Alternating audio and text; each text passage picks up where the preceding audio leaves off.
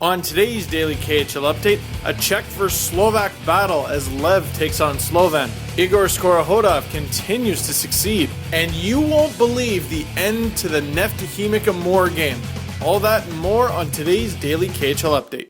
Lev Prague hosts Slovan Bratislava, Czech team versus Slovak team. That's always hot.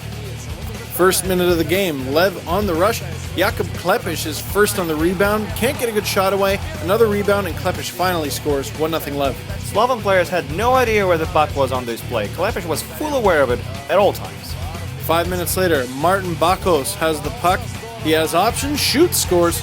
Great decision. He's in position, he has the puck. The best option is to shoot. Beautifully done. Just over a minute later, Marko Danyo shoots on net. Rebound, Peter Olvetsky roofs it, 2-1 Slovan. Magnificent play by young Dano. Never gave up on the puck, and that eventually led to a goal. He looked great at the World Juniors too.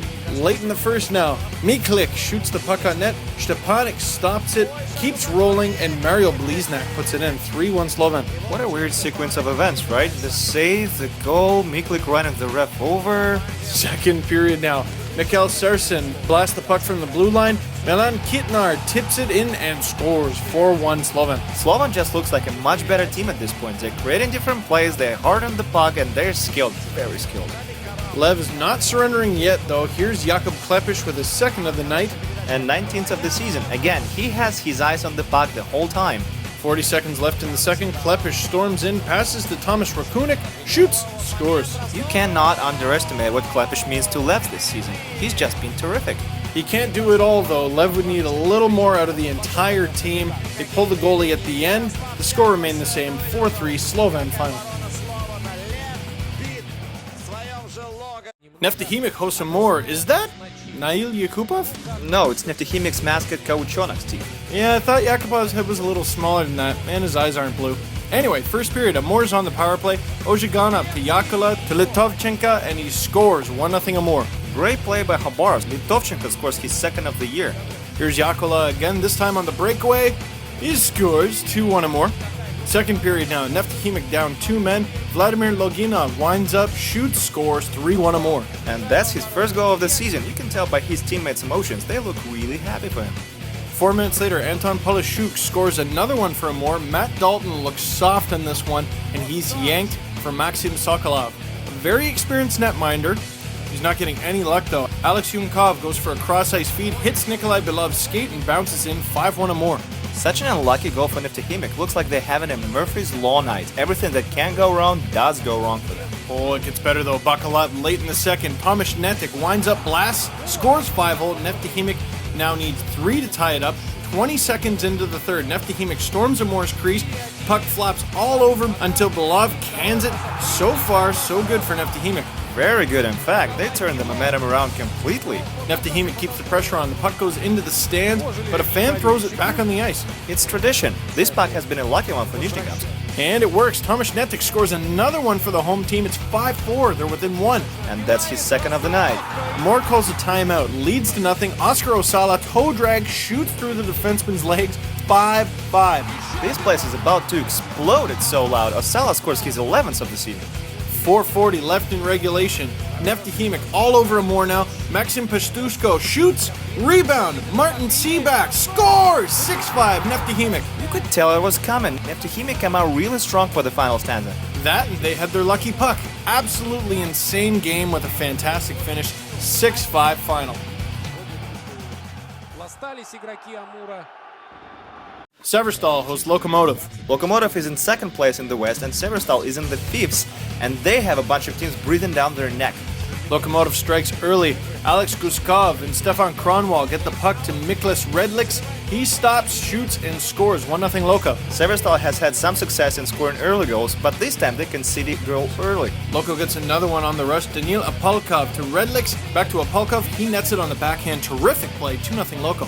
Official box score listed Redlihs as a goal scorer, but clearly it's Apolkov with the finishing touch. This is just a joy to watch. Andrey Nazarov isn't happy with his team and he calls a timeout. Late in the first, Ignat Zimchenko wants to get into the zone, but Yegor Yakovlev delivers a hip check, and this rush is over. Second period now, Zimchenko's in the crease, wants to score, but Yakovlev shoves him out of the way again.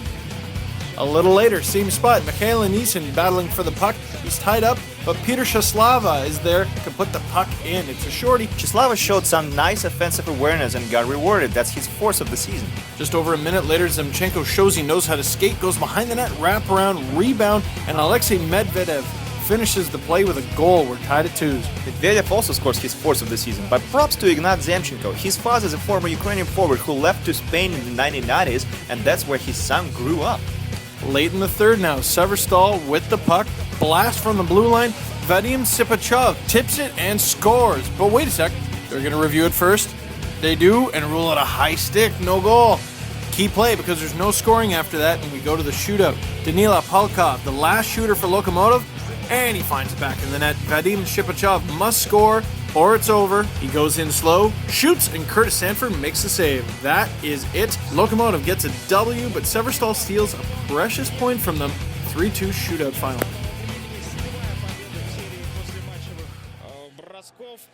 Welcome to Khanty-Mansis, where Yugra hosts Boris.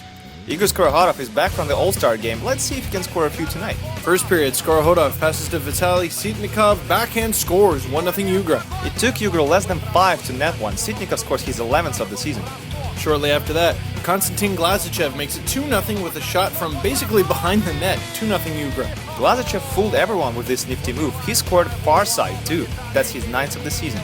A few minutes later, Skorokhodov, he's pretty good, makes it 3-0 with a blazer wrist shot short side.